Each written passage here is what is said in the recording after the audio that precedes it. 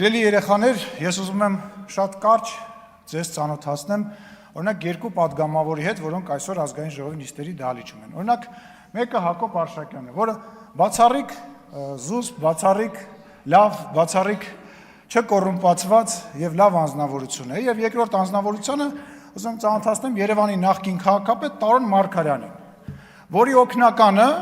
իրեն թույլ է տալիս տարբեր տեղերում տարբեր լկտի բաներ գրել։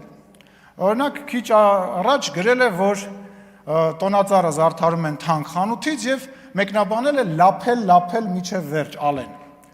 Հիմա ես ինչ եմ առաջարկում։ Ես առաջարկում եմ Տարոն Մարգարյանը իր օգնականին վերցնի ու գնա իրան ստուն,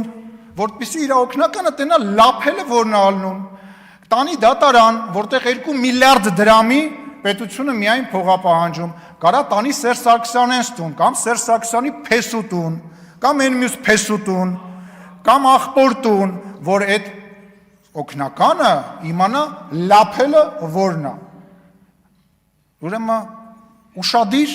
բոլորին է վերաբերվում, այս բացակայող Հայաստան դաշինքին, պույին, այն ավել պակաս խոսացող ֆեյսբուքյան, չգիտեմ, ակտիվիստներին, դերասաններին, կապիկներին, փող վեկալող մարդկանց, այո, մենք ընդունել ենք էթիկայի կանոնագիրք, բայց հանկարծ չսխալվեք, բոլորդ ձեր պատասխանը օրենքի սահմանում ստանալու եք, հանկարծ չսխալվեք, մեր դաստիարակությունը, մեր պատասխանատվության զգացումը հանկարծ չխառնեք, ես բոլորի անունից ինձ թույլ եմ տալիս իմ գործընկերների անունից ասեմ,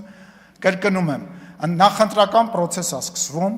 հանկարծ չսխալվեք,